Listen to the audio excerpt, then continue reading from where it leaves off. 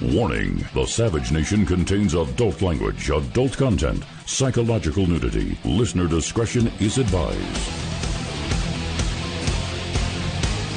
Now, here he is, author of Liberalism is a Mental Disorder, Trump's War, and God, Faith, and Reason, Michael Savage.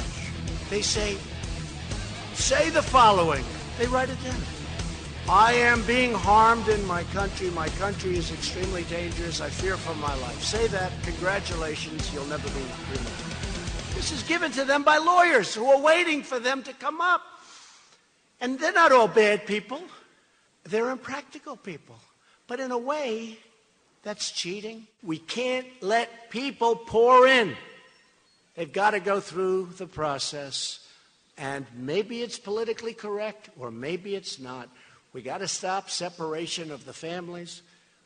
But politically correct or not, we have a country that needs security, that needs safety, that has to be protected.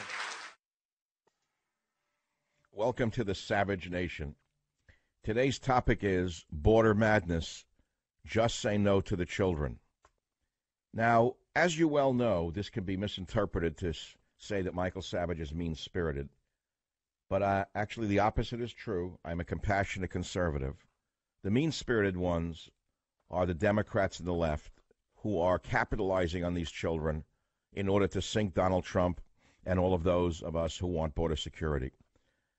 Now, if you want to follow my monologue, Border Madness, Just Say No to the Children, it's on michaelsavage.com. It was posted minutes ago, so you can read along by following the bouncing tongue. In my book, Trump's War, I offered wisdom and warning for Donald Trump as he took on the role of president. I urged President Trump to make sure the GOP doesn't mean grand old party, but government of the people. And then I implored the president to be cautious of those who claim to support him, those who allege to represent the policies he set forth, calling upon the words of Shakespeare, A to Brutus. Today, as Republicans join with Democrats to demand an end to separation of families as the illegals cross the border, we see the warning I put forth coming to fruition. Congressional Republicans, as well as high-profile conservatives, have caved to the emotional outcry championed by the leftist media. Oddly enough, their concern for these children has only come about under the Trump administration, as this practice was largely ignored in the Bush and Obama eras. In fact, Democrats stalled attempts to stop this practice in 2014, when Senator John Cornyn of Texas introduced a bill to help the inundated Department of Homeland Security as a surge of illegal children reached the border. From there, laws and courts have further complicated the policies for border detentions. Not only has Congress rejected efforts to remediate these practices, but they have also failed to replace the largest immigrant family detention center, Hutto, that was closed in 2009. Since that time, only one family facility has remained open in Pennsylvania.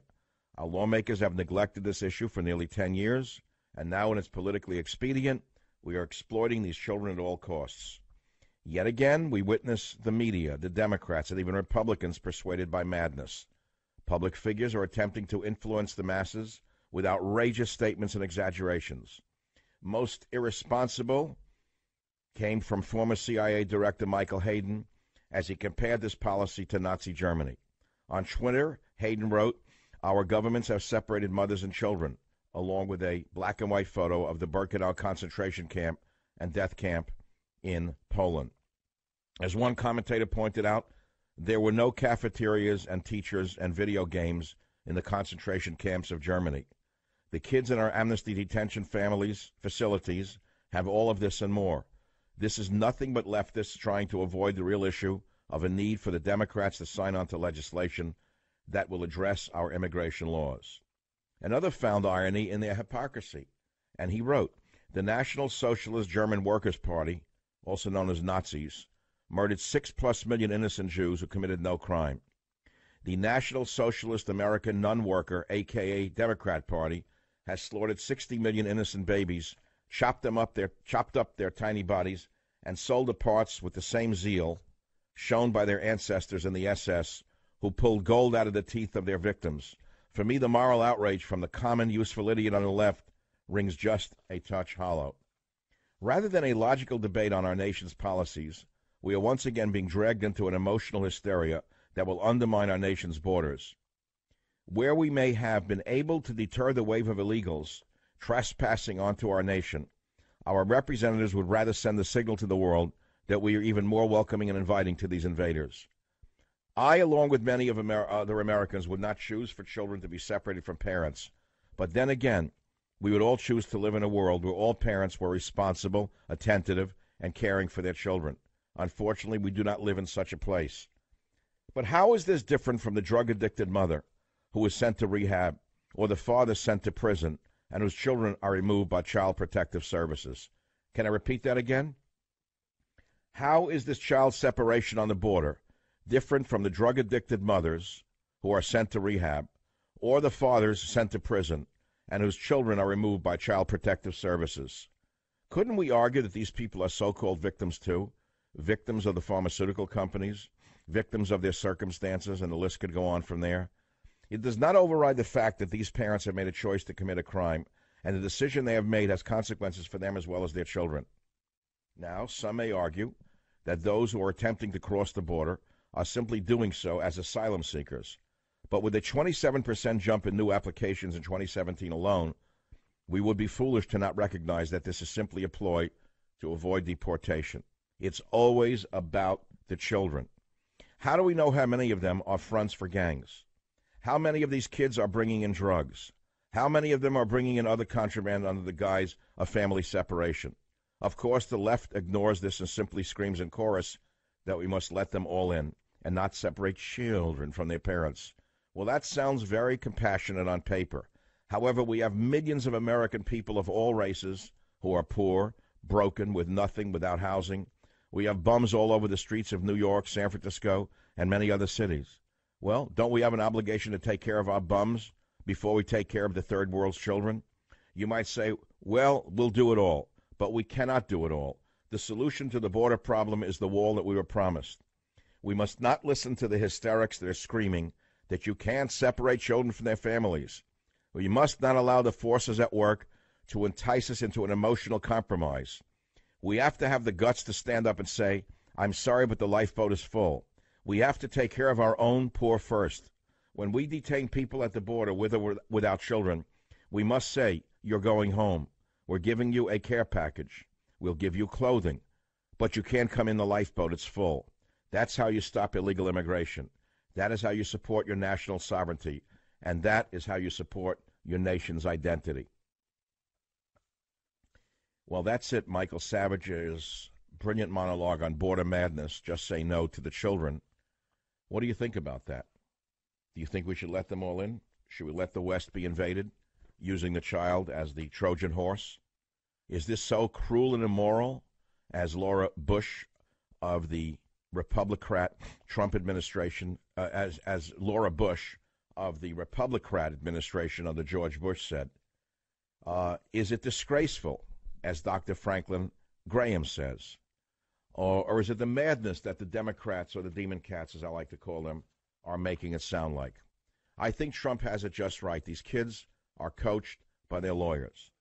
But as I said yesterday on the Savage Nation, this is a moment that will permit you, the listener, you, the reader, who follows these things, to determine who's who and what's what. You're going to find out who's real on the immigration issue and who was using it to have you believe that they're true conservatives when they are not. They never have been and never will be. For example, Ted Cruz, an otherwise good man, is now taking the side of the Democrats.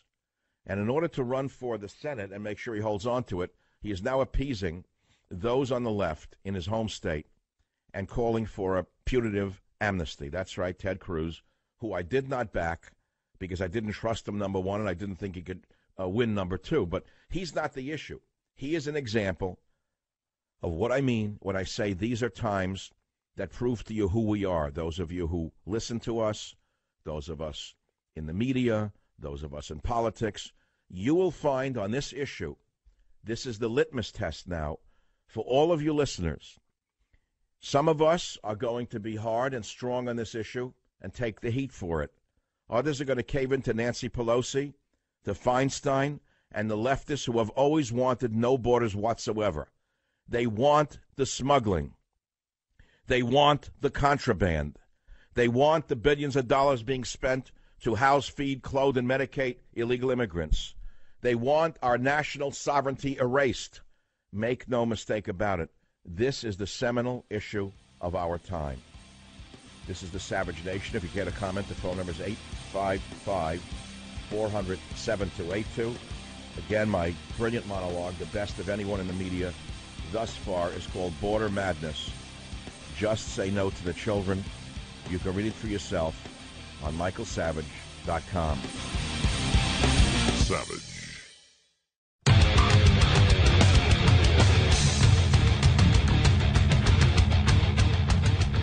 So what I'm asking Congress to do is to give us a third option, which we have been requesting since last year, the legal authority to detain and promptly remove families together as a unit. We have to be able to do this. This is the only solution to the border crisis. We have to stop child smuggling. This is the way to do it. See, this is showing the great leadership of Donald Trump. He's not caving in to the lies of the left. He's not caving in to the polls. He's not caving in to those who are saying he's a fascist or a Nazi. What he is saying is what we all know to be true, which is that they're using the children as a weapon to break through our borders and to gain amnesty. And the only solution, to the commonsensical solution, is, okay, look, we don't want to separate kids from their moms and their dads. They're such good moms and dads, all of them, you know that. So, tell you what, we'll deport all of them. Let them go back to their wonderful nations where they can continue to salute their flag and worship their own borders, language, and culture. Don't you love the sporting events that we watch where you see flags from Mexico danced around a boxing ring or a flag from El Salvador danced around the boxing ring? I wonder what would happen if an American fighter was fighting in Mexico and one of the handlers walked around the ring with an American flag. This is the only nation on earth that is so welcoming, so accepting, and frankly so stupid and foolish as to think our national sovereignty has no value whatsoever. This has been the message that I've been preaching on these airwaves for 25 years, 24 years, and fortunately we have a president who believes it as well. So let me ask you a question today. Give me your tired, your poor, your huddled masses, yearning to be breathed free, the wretched refuse of your teeming shore. Send these, the homeless, tempest-tossed to me. I lift my lamp beside the golden door. Now, we all know that one. We know it's on the base of the Statue of Liberty. We know that the Statue of Liberty has graced New York Harbor since 1886.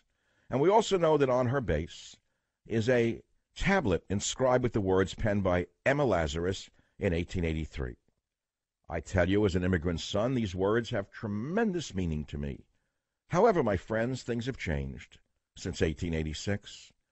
Give me your tired, your poor, your huddled masses yearning to breathe free, the wretched refuse of your teeming shore. Send these, the homeless, tempest-tossed to me. I lift my lamp beside the golden door. The words are beautiful. But there's one difference between 1883 and 2018. You know what the difference is? Welfare. That's the difference. There was no welfare in 1883.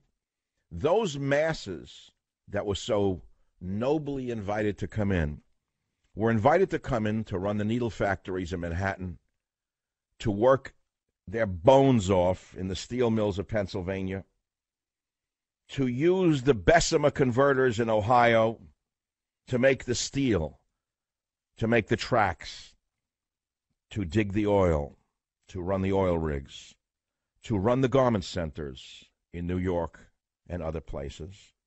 They worked in their slave-like conditions, living 10, 15 to a room on the Lower East Side, as I've told you. I know it from personal experience. I'm not too far removed from it. And so, no, we're not the America of 1886. So when you hear these facile Democrats saying, that's not who we are. Well, what do you mean, not who we are? Most of them are multimillionaires living on the top of hills in every city, or the top of a high road. They're not who we are, says Nancy Pelosi. Then take a few of them in, Nancy. Why don't you show us by example, Nancy Pelosi? Why don't you take in an immigrant family into your mansion on Pacific Heights, and then we'll see who you really are. Listen to her in clip 2. Once again, the mother of all demagogues speaks. Think of the stress of these children. They take a baby away from a nursing mother. They tell someone we're going to give the baby a shower or a bath, and then they take the baby, put them in a car seat and drive them away. This is not normal. In fact, it's barbaric. It has to stop. Okay, Nancy, take a few families in. I know you like to wash the feet of immigrants every time a vote comes up, but why don't you adopt a few immigrant families and move them into your mansion on Pacific Heights? Why doesn't your good friend Dianne Feinstein do the same? Listen to her now. Listen to this demagogue lying creep in clip 4. Listen to this double-talking Queen of Diamonds here in clip 04. Well, this is the United States of America. It isn't Nazi Germany.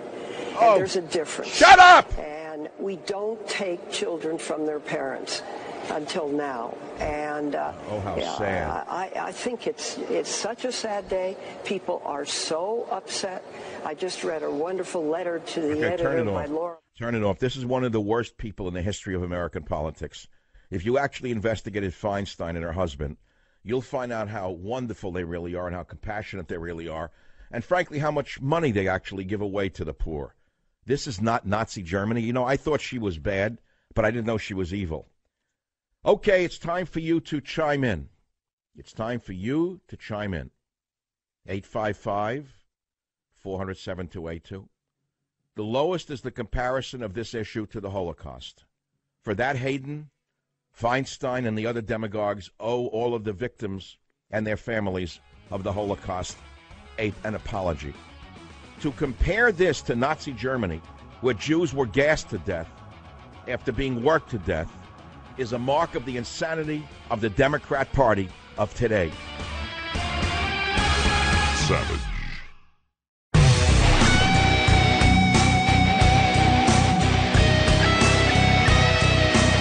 All of us are seeing these images of children being pulled away from moms and dads in tears. We're horrified.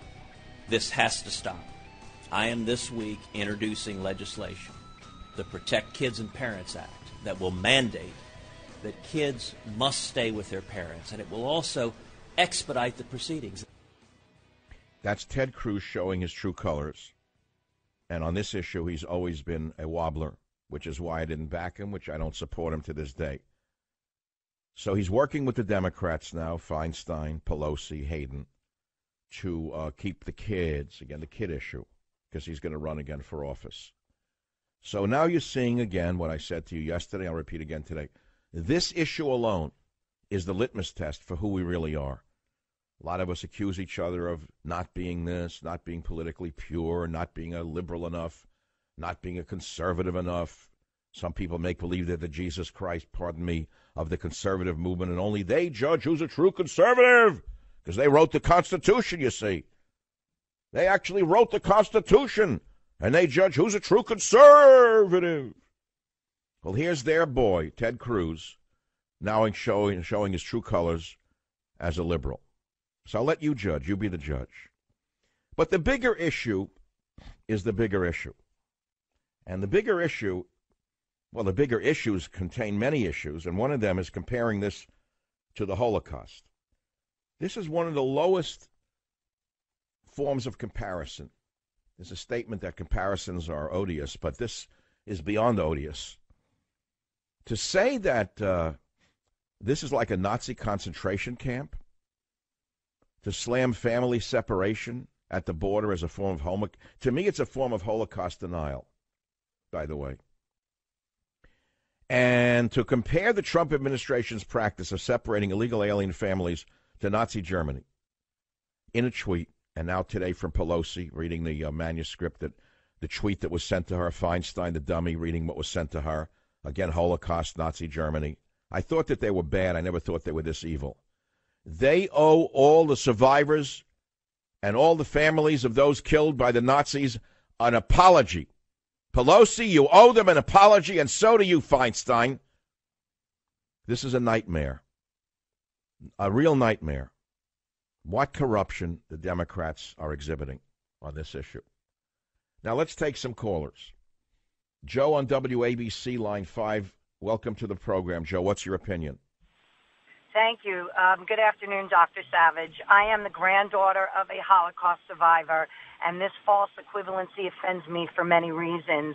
Firstly, no Jewish child was ripped from their parents with the intention of ever returning that child to the parent.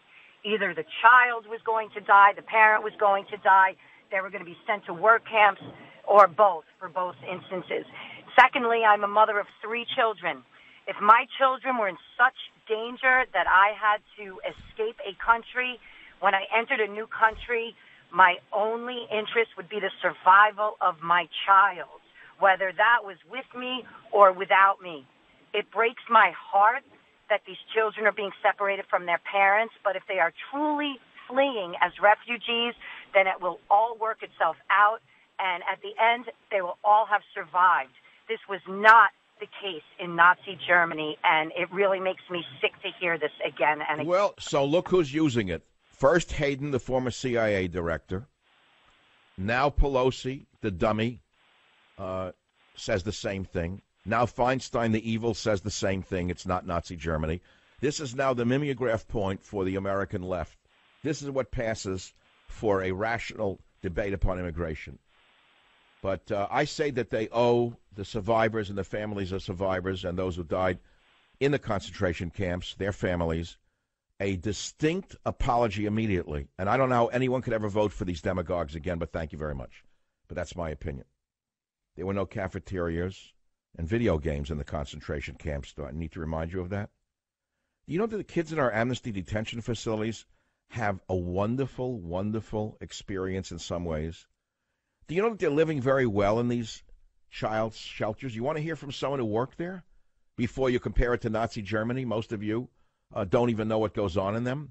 Dan and WN, I think it's W, I don't know the station. Dan, welcome to the Savage Nation. Where are you calling from, Dan? Hey, Savage. The southeast, I guess, Florida. Okay, so what you worked in one of these immigrant child shelters. What was it like in there? Was it like a concentration camp? No, it's actually more of compare band camp mixed with summer camp mixed with just school. It's nothing like what they show in the videos. What they show in the videos is actually the McAllen Detention Center, which is approximately 1 to 2 days they're there. After that, they are sent over to these shelters that can have a capacity of about, say, 3 to 1,000 kids. They are given shoes, they're given clothing, they're given free meals, they're given snacks in between, they're given schooling, they're given housing, they're given, and I don't want to lose my job, if anyone listens to this. So it sounds very much like the Holocaust that Nancy Pelosi is talking about, doesn't it? It's going to backfire. It's going to backfire. I don't know why. It is going to backfire on them. This is going to come back to bite them in the snake mouth. This is going to come back to snip them right in the snake mouths.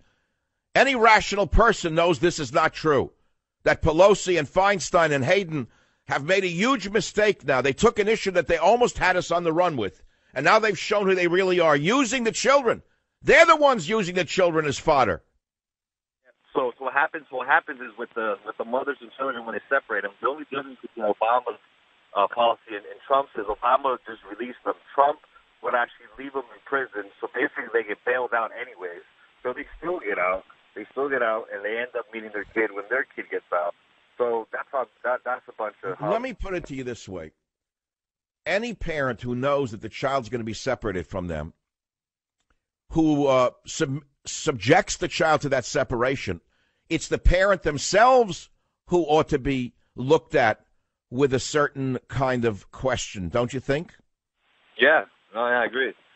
In other words, if you know that you're going to come to the border and your child's going to be separated from you, then you shouldn't come to the border. It's that simple.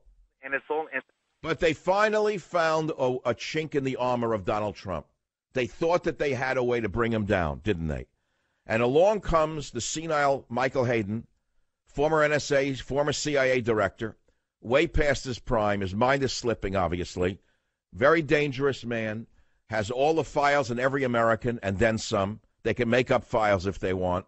He's the one who spied on us under Obama, spied on everyone listening to this show. The NSA was listening in on us. They were making us into citizens in East Germany in the 1950s. That's the man who ran us. Now, the same man, you talk about the swamp. You talk about the deep state. Michael Hayden is the swamp. Michael Hayden is the deep state. So all of this rhetoric on the children is coming from the deep state in the swamp, if you want to know in generic terms what we're talking about here. But again, we keep hearing this is not who we are. I heard that too many times in intervention. What do you mean not who we are? Who are we? Do the words on the Statue of Liberty still ring true to you? What do you think? Give me your tired, your poor, your huddled masses, yearning to breathe free. The wretched refuse of your teeming shore. Send these, the homeless, tempest-tossed to me. I lift my lamp beside the golden door. Well, that's true for some Americans. It's our national credo to the liberals. But to others, it's our national curse. What do you think? Is it a curse? Is it a credo? Is it both? Because we are living in a different America than that of 1886. 1886, as I said to you before, and I'll repeat it until it seeps into the American mind. In 1886, there was no welfare state. And so the poor and the huddled masses came here to work. If they didn't work, they didn't eat. I don't know if you know that. I am the son of an immigrant. My father worked since he got here. He worked from the age of 7 or 8 years old. He took a job on a laundry cart, driving a horse-drawn laundry cart. I know it sounds absurd and such, and you don't even believe it's real, but it's real. It's as real as a movie image of a kid, 13 years old, driving a laundry cart, pulled by a horse in the streets of Manhattan. I know it sounds crazy, but that's what he had to do. There was no money in the family, not enough for all of them in the beginning. So what about the Garment Center in New York? It was once known as the center of the needle trades until that all changed and all of it went over to Asia and other places. Who do you think worked in near-slave conditions in the 40s, in the 50s, even into the 60s and early 70s in Manhattan, in Los Angeles, in the garment centers? They were not people from China. They were not illegal aliens from Asia. They were the tired and the poor and the huddled masses who came here to breathe free. Well, they breathed free, but they worked. There was no such thing as a free lunch. Today, everybody expects a free lunch. But who's paying for these TV sets and these video games and these swimming pools in the detention centers? Who is paying for the translators? Who is paying for the clothing? Who is paying for those vermin in the ACLU, those snakes with law degrees? You are. So this is a big issue. It's not a new issue for me. It's a 25-year issue for me. Actually, you could say it's a lifetime issue for me, in the sense that as an immigrant son, I have had one foot in the old world and one foot in the new ever since I was a child. I never felt that I was an American as a kid. I didn't feel like I didn't feel like I really was an American as a kid. I'll be honest with you. You know, maybe in my little ghetto of where I lived with other immigrant kids, I felt at home. But I will tell you point blank that when I got older and we were teenagers and I tried to dress well and go to Manhattan, they looked down on us. Did you know that? They looked down on us. We were the immigrant kids. We didn't fit in. We weren't tall and blonde. We weren't the jocks and the Johns. We were the immigrant kids. So believe me, I know both sides of this story, and I know it very, very well. But to break a country over your knee by using lies about these kids being separated from their parents, and then to go further and compare it to the Holocaust in a form of hysteria that is beyond the beyond is another story. It's the invasion of the West is what you are witnessing. It's a form of mass hysteria that I do write about in my forthcoming book, Stop Mass Hysteria, and I know an awful lot about it. And I will tell you that this whole issue is now one of mass hysteria, and that is why we must stop the mass hysteria, as I try to do every day on this program or on my website. So if you want to talk about this subject, the phone number is 855-400-7282. Or if you want to read my monologue, it's on michaelsavage.com, and I'm asking my webmaster, Karen, to please post my verbal version of the monologue along with it, where you can listen to it. So when you listen to it, you can send it around to those in your family who are being brainwashed and led to believe that we're living in a new Nazi Germany. Let's take some callers on the Savage Nation. KSFO, Ted, line 2, go ahead, please.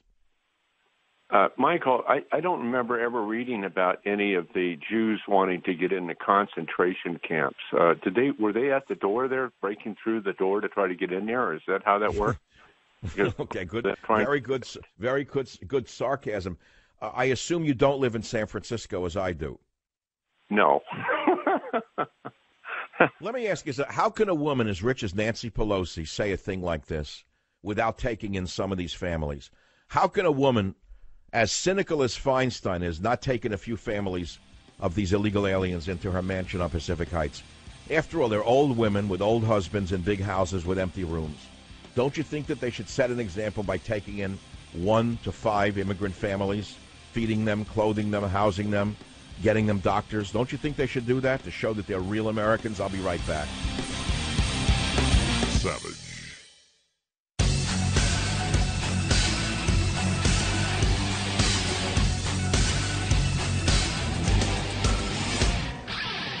Welcome back to the Savage Nation. In 2017, the Better Business Bureau heard more than 5,000 complaints about alarm companies. 5,000 complaints, right? That puts home security in the top 10% of most complained about industries. And here's how you fix home security. You do what my friends over at Simply Safe did. You see, Simply Safe got rid of contracts. They got rid of hidden fees. They work hard to earn their customers' business. Instead of relying on tricks and fine print, they do the right thing by building a great product. Simply Safe is a company that treats you right. How rare is that today? A company that relies on good service and a great product to earn your business. I've known Simply Safe for many years. They're good people. It's why they've got an A+ rating with the Better Business Bureau for 10 years straight. And there are over 40,000 5-star reviews online. 40,000. Simply Safe is what home security should be. Learn more about Simply Safe today at a simple website for you to call or actually contact, simplysafesavage.com. It's simple. At simplysafesavage.com to protect your home and family with an A+ home security system. simplysafesavage.com. We're talking about the hypocrisy of the left. We're talking about the liar Pelosi, the demagogue evil one Feinstein, calling it Nazi Germany. We looked up Nancy Pelosi's net worth. Did you know that in 2012, she, let's tell you what is right now. According to the source we found, in 2017, Nancy Pelosi is worth around $196 million. $196 million. According to Business Insider, Pelosi was worth $29 million in 2012. Now, how did she go from $29 million to $196 million in 5 years? Let's do the math again. She earns $193,000 a year from her position as a member of Congress. So in 2012, she was worth $29 million. That's because her husband's a brilliant businessman. Well, now her net worth is around $196 million. That's interesting. How did she do that? Let's address this on the Savage Nation. Where did all that money come from? Well, we don't know. We have no idea where it all came from. I just wonder if there's any money running back from the illegal immigrant racket to some of the loudest voices on the left. I don't doubt that there is. In fact, I'm sure in some cases there is, because I know for a fact that on the, quote, right side, the Koch brothers run some of these centers, and they make hundreds of millions, if not billions, off it. In fact, they came to do good, and they did very well indeed, much like Catholic Charities, who espouses to do good on the immigrant issue and does very well indeed, much like all the other religious crackpot fraud organizations that claim to do good, and they do very well indeed. Savage. Warning, the Savage Nation contains adult language, adult content, psychological nudity. Listener discretion is advised. Now, here he is, author of Liberalism is a Mental Disorder, Trump's War, and God, Faith, and Reason, Michael Savage.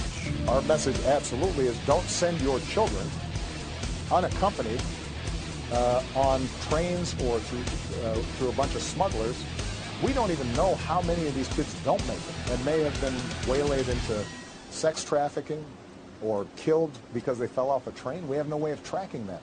So that is our direct message to the families in Central America. Do not send your children to the borders. If they do make it, they'll get sent back. More importantly, they may not make it. That is the Nobel Prize-winning President of the United States, passed, Barack Obama, in the year 2012, I believe. Is that when it was? Don't send your children. Of course, now Pelosi and Feinstein are saying that we're living in Nazi Germany because Trump dared enforce the law. Obama in 2014 warned Central Americans, don't send your children to the borders. But we all forgot that. We have no memory. Collectively, we have collective amnesia. And so they're using children now to make a comparison to Nazi Germany. Here is the Queen of Spades herself, Dianne Feinstein, saying this is Nazi Germany in clip 4. Listen to the cynicism of this one. Well, this is the United States of America. It isn't Nazi Germany. And there's a difference. And we don't take children from their parents until now. So, no, it's not Nazi Germany. And by the way, if you are listening to this show and you are the family of a survivor of the Holocaust, whether you're a liberal or a conservative, do you actually think that Feinstein is not using the Holocaust and these children from Central America or Mexico as weapons to destroy our border? I mean, be real with me. You don't find that offensive to say it's Nazi Germany? This was started by former CIA chief Michael Hayden, the head of the swamp. You talk about the swamp? You talk about the deep state? This entire propaganda show against we the voters and against Trump has been designed like a killer virus by the deep state. This was generated by the deep state, created by the deep state, promulgated by the deep state. But I think they've gone too far now by invoking a Nazi concentration camp to slam family separation at the borders. This is Michael Hayden who did this. Deep state, swamp, swamp, deep state, swamp. This is a man who started the ball rolling, now picked up by the others in the Democrat machine, Pelosi, Feinstein, you name it. They're all doing it now. And what you must listen to is, again, the Holocaust comparison. And I'm inviting people who actually had relatives who died in the Holocaust, whether you're a liberal or not, to tell me if you think this is a fair comparison. But try to be honest when you come on the show. Don't say yes, because we know it's not true. But is it going to change your opinion of the Democrats if they would go to this level? I doubt it. I think once a red diaper doper baby, always a red diaper doper baby. I think once an RDDB, always an RDDB. I don't think many of you can change. I think that your minds have been so warped with hatred towards Trump and hatred towards those of us who still support Trump that you're not even seeing reality anymore. But thank God we have a strong president upholding the law. And I wrote it in a very dramatic fashion today. Border madness. Just say no to the children. Now, I knew it would be controversial. That's my job, is to make you listen. And you can read it or listen to it on michaelsavage.com. I'm not going to repeat what I said in the last hour. I can't top myself, in fact. If I rate my first hour, it was a 99 out of 100. I know my show well enough to tell you that was a 99. Almost impossible to beat. Now you come to hour 2. Most people do hour 1, and in hour 2 they repeat hour 1. In hour 3 they're asleep in pajamas, upside down on oxygen tanks. And then they're trying to even remember what they repeated in hour 2 about hour 1, and they can't. And so they take callers for one straight hour. This is unfortunately what's true. So I did a great first hour. I can't top myself. I can't even follow my own act. Anyone in show business knows what I'm talking about. How do you follow that act? The only one who hasn't been heard from yet on this issue is Robert D. Blanco. I'm just waiting to hear Robert D. Blanco chime in on the Holocaust and the kids at the border. I don't know how he can top himself, because he's hit such high notes. He's a mook, he's a bum, he's a this, he's a mook, he's a bum. I think he could add something to do with Nazis to that act in order to augment his insanity. But let's get serious here for another minute, another hour rather. Give me your tired, your poor, your huddled masses yearning to breathe free.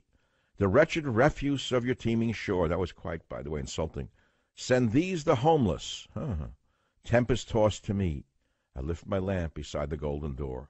Well, little did the immigrants know that when they came here in 1886 and in that era, they wouldn't be given a free lunch, they wouldn't be given a video game, they wouldn't be given flat screen TVs, yoga lessons. They wouldn't be given swimming pools. They wouldn't be given bilingual education. They went to work like slaves in America because the factories were booming. It was just a couple of decades after the Industrial Revolution itself. The country was expanding. It needed workers. Frankly, it still does. The factories were begging for workers, and that's why the Statue of Liberty was a cynical invitation to the poor of the world. But you can't say that we're still the same nation because it's now a welfare state. And this credo of 1886 is now the curse of America because we cannot take in by logic alone all of the poor and all of the huddled masses. We cannot take in the wretched refuse of the teeming shores of the world. We cannot take in all the homeless and all the tempest-tossed into this nation. What about the veterans who are underserved in America? Those who served in Iraq, Afghanistan, and our other wars against radical Islam.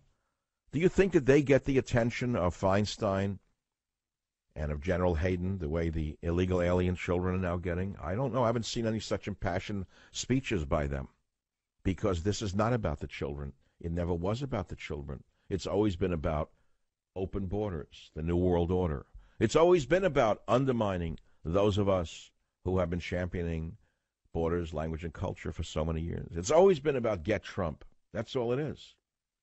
So if you want to comment on these topics, please do so, but there's no open lines. It's a very passionate topic of great passion, by the way. And so I need to go back now to General Hayden, who started it all. Remember, General Hayden is a brilliant strategist. No one gets to the top of the CIA or the NSA unless they're geniuses.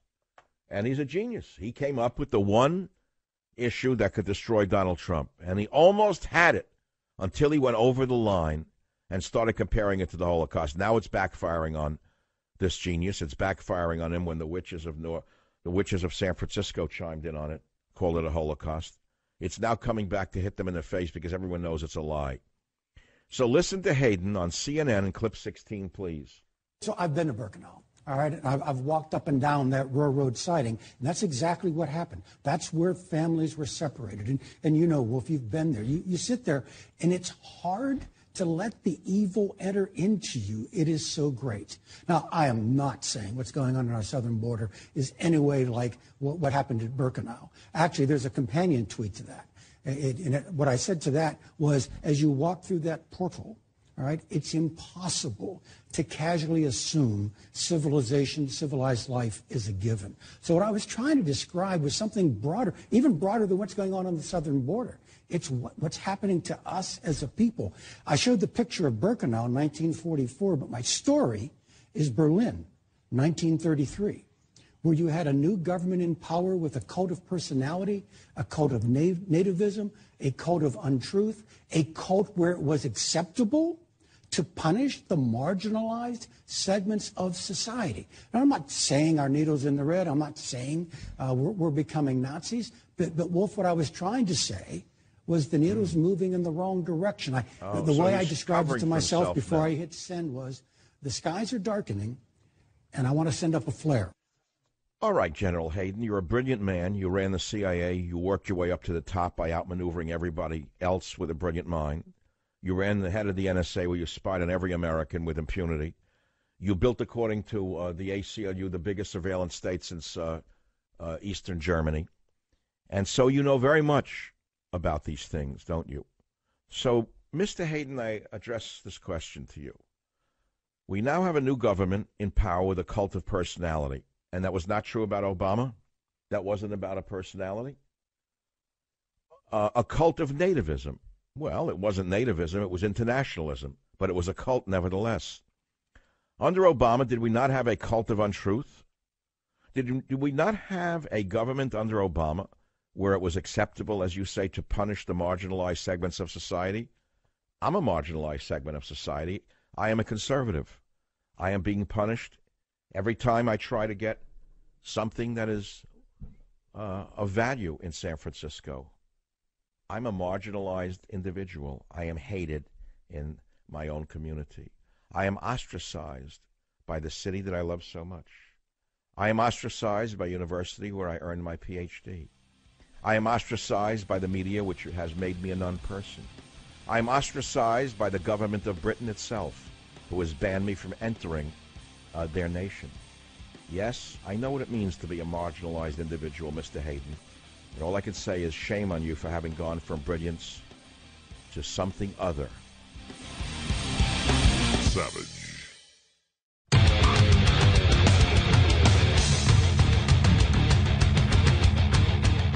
Those who selectively use the Bible to justify this cruelty are ignoring a central tenet of Christianity. I went to a lot of years of Sunday school. I even taught it from time to time. Oh, but your husband missed it. I've studied the Bible, both the Old and the New Testament. You and Bill sure studied the Bible. And what is being done using the name of religion is contrary You're using it to everything I was ever taught. Jesus said, "Suffer the little children unto me." He did not say, "Let the children suffer." Well, they're not suffering, darling. They're not suffering. They are being given first-class care, Hillary. This is such a big lie right now that I'm afraid that I'm going to have to use a comparison, an odious one at that, but since they're using one, let me throw it back in their face. Goebbels, the propaganda minister for Adolf Hitler, said, if you tell a lie once, it will remain a lie. But if you tell it 1,000 times, it will become the truth. Now, some have changed that quote, but I know the exact quote to a more common parlance. In more common parlance, it would be, if you tell a lie over and over again, it becomes the truth. Hillary is telling a lie over and over again, and so is the left. They're now telling the same lie over and over and over again. Here again is Hillary Clinton, known for her truth, in clip 8. Every one of us who's ever been a parent or a grandparent, an aunt, a big sister, any one of us who's ever held a child in our arms, oh, Lord. Every human being with a sense of compassion and decency should be outraged. Lord. Oh, yes. Laura Bush made that case eloquently in the Washington Post this weekend. She's always been a left-winger. This zero-tolerance policy is cruel. She was cruel. It is immoral, and it breaks my heart. And well, she's not the president's wife anymore. Right. Oh, you didn't say she was absolutely right when she was the president's wife, did you? Now she's absolutely right because she's taken off her red, white, and blue and put on a red skirt? Unbelievable to me. Now, the worst of them all, if you want to rank the nice use of words. That's a rim shot. If you want to rank the rank, maybe the worst of them is the one you're about to hear on the Savage Nation. It's this guy, Elijah Cummings, in clip 9. Listen and judge for yourself. Asking these committees to investigate the Trump administration's policy, which is now resulting in child internment camps. That's what I said, child internment camps. Look, even if you believe people entered our country illegally, even if you believe they have no valid asylum claims in their own country, even if you believe immigration should be halted entirely, we all should be able to agree that in the United States of America, we will not intentionally separate children from their parents. We will not do that. We are better than that. Yeah. We are so much better. Yeah. We're so much better. Okay. Well, explain this to me, Mr. Cummings, since you're so impassioned about illegals from south of the border. What about the poor children of America who are separated from their parents when their parents are arrested for, let's say, drugs, domestic violence? I mean, there's so many poor people get into trouble with the law. And what happens? Well, you don't throw the kids in prison with their parents, right? I don't hear you whining about the children of felons being separated from their criminal parents. In fact, kids are separated from the criminal parents because that's what needs to happen. That's what we do in America. Your mother gets arrested for drugs, even for DUI today. You could have your children taken away from you. So the lack of any kind of sense in this issue needs to be pointed out, which I'm trying to do without actually going over the edge. You notice I've changed the yelling and screaming. I don't need to do that anymore. That's for those who can't do anything else. You scream at a very high pitch and show you're really righteously outraged. You show righteous indignation at everything. But this is such a false equivalency that I think I have to continue to discuss this somewhat logically. I realize that I'm in a minority here because the president's in a minority. especially amongst the minorities. He's in a real minority amongst the minorities. But amongst the voters, he's actually not in the minority on this issue. Let's hear what you have to say. KSFO, Connie, line 9, you're up on the Savage Nation. What's your opinion on this issue of separating children from their parents at the border? I am so embarrassed to say that I'm from El Salvador because from what I see, these illegals, with their children, they should go back to their country and demand answers from the governments. Why is it that the United States has to be put up with this problem? Why do we have to? I came here legally 30 years ago, and my mom promised me no trains for you, no crossing no rivers. You will not be raped by anybody. My mom worked 3 jobs to bring me here legally. Why is it that these people show up and demand? They don't even request. I mean, because my dear friend Connie, calling the show, you came here the legal way and the right way, and you're offended by this more than most of us are, because you know they have no right to be here to begin with. That's what you're saying. We cannot take in all of the world's poor. Savage.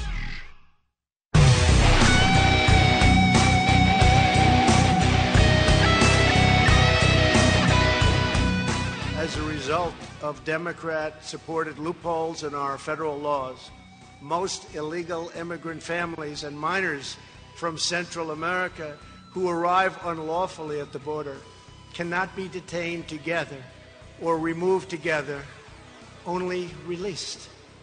These are crippling loopholes that cause family separation, which we don't want. They come up through Mexico. Mexico does nothing for us. You hear it here. They do nothing for us. They could stop it. They have very, very strong laws. Try staying in Mexico for a couple of days. See how long that lasts. See, he's the only president who's saying it like it is. Mexico could stop this.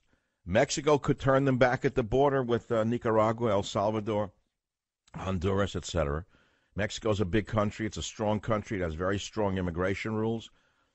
I know an El Salvadoran gentleman, wonderful man, who told me the saga of him coming to this country. He came here, I don't know, 15, 20 years ago. He told me he was beaten in Mexico, beaten repeatedly by the police. Every dime was stolen from him.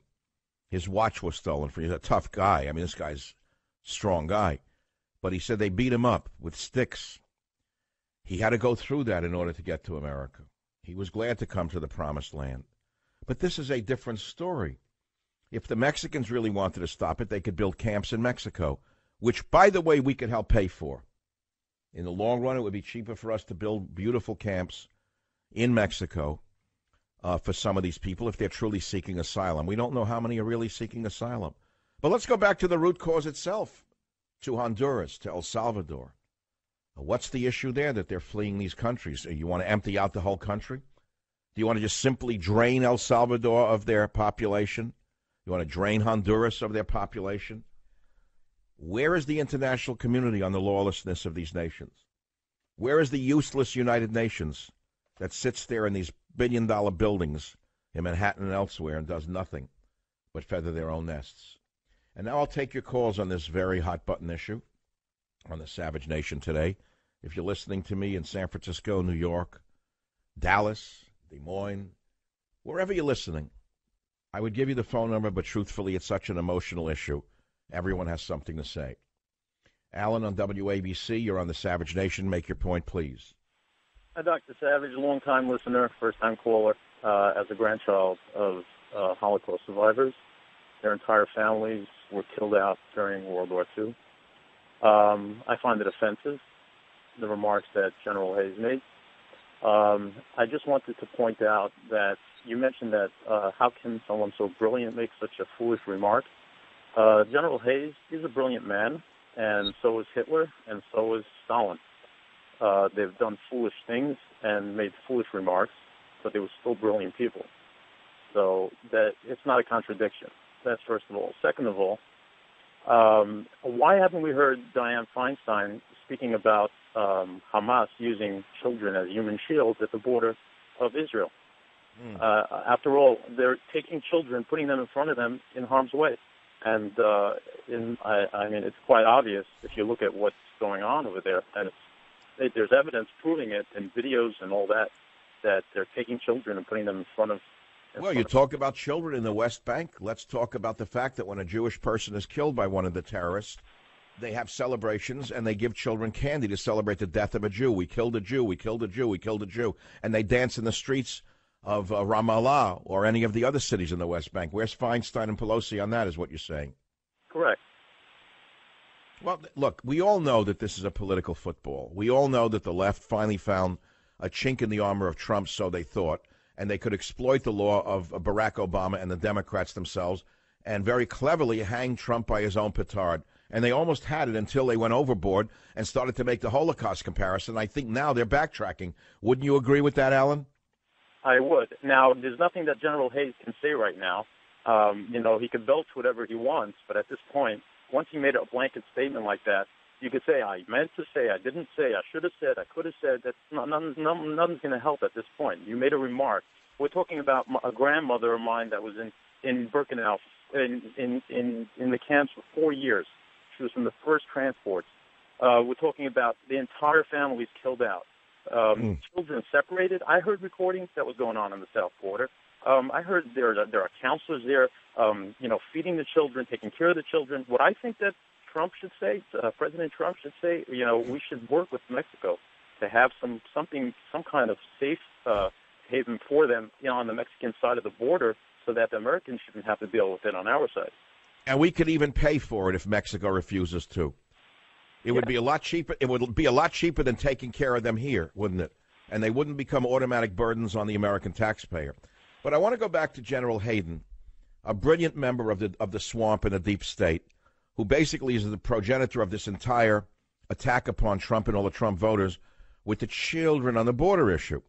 Today, he walked back his comment, to try to, on CNN by saying, well, I meant to say this, I meant to say that. We're not living in Nazi Germany, he said. But we did have a comparison to Berlin in 1933, now he's saying. A new government, cult of personality, cult of nativism, cult of untruth, cult where it was acceptable to punish the marginalized. What do you think about that walking back statement? Okay, so what I would say is General Hayden has absolutely no clue what took place during the Holocaust. Because had he look, I know stories firsthand from my grandparents. I grew up hearing the stories. I'm talking firsthand. General Hayden has no clue what took place in the camps, and there's no way he can actually even mention it or bring it up. Now, no, but now Hayden is saying he didn't say it's really the camps he was talking about. It was the general movement of America towards a Hitler-like state in the early days of Hitler, with a cult of personality, a cult of nativism, a cult where it's acceptable to punish the marginalized. We know that that's a lie, but tell us what you think. Right, exactly. That is a lie. And that's not true. That's not what took place. If you go back in history... Well, okay, I'm listening to you. I assume that you're of Jewish heritage, correct? Correct. Okay, you lost relatives in the Holocaust. You're deeply offended. Did you vote for Hillary or did you vote for Donald Trump? Donald Trump. Why? If you're a member of a marginalized group and knows firsthand what it was like for your family back when the marginalized groups were not just ostracized but killed, why would you vote for Donald Trump? I'll tell you why. It's very simple. I consider myself a conservative Orthodox Jew. Now, between Hillary and Donald Trump, who has most of their policies in place with what I believe? And you mean family values, don't you? That is considered part of the policies that they have in place. In other words, whether it comes to abortion, whether it goes to any of their policies, I would say that Donald Trump has the closest to the conservative view as opposed to... How did the left originally try to pin him with the anti-Semitism when his children converted to... His own daughter, the beautiful Ivanka, converted to Judaism when she married Jared Kushner, who's an Orthodox Jew. How did they come up with saying he was anti-Jewish? Where'd that come from? I heard a quote from a brilliant man. He said, liberalism is a mental disorder. Okay? I really believe that. I really believe that. It's been proven over and over. So you have questions on that, on the mental disorder. Well, I tell you, I was going to take tomorrow as a day of rest for myself, just to take a breather this June. I can't take the day off. The lies from the left have become a crescendo now, where my voice, as small as it may be, And as small as it may be, in a sea of thunderous rhetoric, I have to be here tomorrow. Do you know that? Unbelievable. But, every voice counts, and your voice is no small voice. So it's making a difference out there. Well, it's certainly not a still small voice, I'll tell you that. So may I send you a copy of my book, Trump's War, or would you rather have God, Faith, and Reason? God, faith, and reason. I want to Beautiful. Stay on the line. Carlos, please take the gentleman's email address, or Clint, and we'll send him a copy for summertime reading. Definitely good beach reading, God, Faith, and Reason, except if you're from the Jersey Shore and your name is Guido. I don't think that you'd want to read that on the beach. You might get sand kicked in your face. Well, my friends, you know the issue, you know the subjects, you know what's being said, and you'll make your own. I think many people have made their mind up. They got the talking points. The left has already given you the talking points. You now have a new one. Robert De Niro's in front of a mirror now, rehearsing something new to add to he's a mook, he's a bum. He's going to add a new one now. He's a Hitler. He's taking children away. He's rehearsing the lines somewhere in the West Village. So before we see him surface again, and can you play the Mook Bum speech? I know you must have it ready. He's so blatantly stupid. He's a punk. He's a dog. He's a pig. He's a con, a artist, a mutt who doesn't know what he's talking about, doesn't do his homework, doesn't care, thinks he's gaming society, doesn't pay his taxes. He's an idiot. Colin Powell said it best. He's a national disaster. He's an embarrassment to this country. It makes me so angry that this country has gotten to this point, that this fool, this bozo, has wound up where he has. He talks how he wants to punch people in the face. All right, let's stop. We heard it already. So now he's got to add something to that. He's got to add something Nazi now. That's got to go on to that one. Now, if Robert De Niro was as good as he pretends to be, there would be one thing. But I don't know if you know that he is involved in building a hotel on a Caribbean island where the native people of the island try to block the hotel because it's going to destroy the ecology or the environment, as they say today, of that island. But that would interfere with Robert De Niro's profit center, which is quite vast. He does very well as an actor who's very wise and very intelligent in business, which he is. I mean, he lined up with the Nobu guy with the Nobu steakhouses. How many of you would go to a Nobu steakhouse if you knew that Robert De Niro's name was on it? I mean, it actually should be called De Niro Steakhouses, not Nobu. It's not Nobu, it's De Niro. For example, they just built a huge one in Southern California up on the PCS, the Pacific Coast, the PCH, Pacific Coast Highway up in Malibu. It's a huge building on the beach. Pacific Coast Highway, it's Nobu. Well, the libs can't get enough of it. They speed up to the steakhouse from all of the areas surrounding Los Angeles in order to eat a Nobu. Because, as you well know, they wouldn't eat a steak from Steak and Lobster. They wouldn't be caught dead eating a steak from an ordinary steakhouse. It has to be Wagyu beef taken from a poor steer somewhere on the land, because it's better beef. It's superior beef. It's elite beef. You eat the regular steak. They eat the Nobu steak. But how many conservatives or even fair-minded people who didn't vote for Hillary Clinton would eat there if they knew Robert De Niro was a partner? Huh? You want to remember where you're spending your money and spend it wisely. That's all I can say. Because this is the death of the West right in front of our eyes. We put up with it for so many years, didn't we? All because of that drunk, Ted Kennedy, who lied to America as he lied to Mary Jo Kopechne. In 1965, Ted Kennedy said, "We're going to pass the Immigration Control Act, but it will not change the demographics of America. It will not affect the average American in any way." Well, if you believe him, you'd be swimming with the fishes. This is the Savage Nation. I'll be right back. Savage.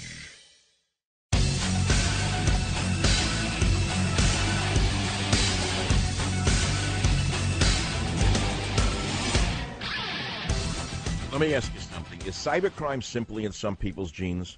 Well, the genealogy and DNA testing site MyHeritage has announced a data breach, exposed email addresses and encrypted passwords for more than 92 million users. Did you hear that? This breach involved users who signed up for the service through October 26th, 2017, the date of the breach. Listen carefully, because with your personal info from a data breach, criminals can open accounts, they can file tax returns, they can buy property. There's so many threats in today's connected world, it takes only one weak link for criminals to get in. Well, good thing for you that new LifeLock identity theft protection has added the power of Norton Security to help protect against threats to your identity and your devices that you can't easily see or fix on your own. We know no one can stop every cyber threat, prevent all identity theft, or monitor transactions at all businesses, but new LifeLock with Norton Security can uncover threats you might otherwise miss. So please go to LifeLock.com or call 1-800-LifeLock. Use promo code SAVAGE for an extra 10% off your first year. Do you got it? 1-800-LifeLock, promo code SAVAGE for an extra 10% off. Now, we are talking about border madness. And I wrote a monologue today, Border Madness, Just Say No to the Children. It was just posted on a major website other than my own. And I'm very happy to say that my friend Chris Ruddy thinks enough of me to publish my monologues when they're good. And if you want to read Border Madness, you can do so on Newsmax.com to patronize those that support me since I'm a man alone. Go there. Don't click on my website. Click on his. And you'll find everything I'm saying today in a condensed version. It's sort of the Reader's Digest condensed version of Michael Savage's show today. That's cute, the Reader's Digest condensed version. It's like a condensed version. It's a long one, though, about separating the children. And you'll get some facts that you're not going to get from Gerald Nadler. You'll get some facts by reading Border Madness that you're not going to get from Diane Pelosi or Nancy Feinstein. You're not going to get it. I interchanged their names for a reason. They're twins. They live at the top of Pacific Heights, some of the richest women in the world, and always telling us how much they are for the poor and the downtrodden and the huddled masses, right? I mean, they're such classic demagogues. It's not funny. Now, I asked a caller whose family was wiped out in the Holocaust, which is no laughing matter, what he felt about Hayden, Pelosi, Feinstein invoking the Holocaust to slam family separation at the border. And he explained it to you.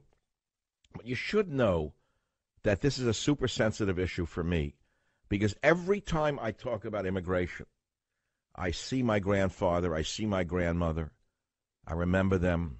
I never met my grandfather. He died before I was born. And I say, what would he be saying to me today, Michael? What would he say, Michael? Shame on you, or Michael, you're right? That's what I ask myself. Don't think I don't have a conscience. I have ancestors who dance in my memory.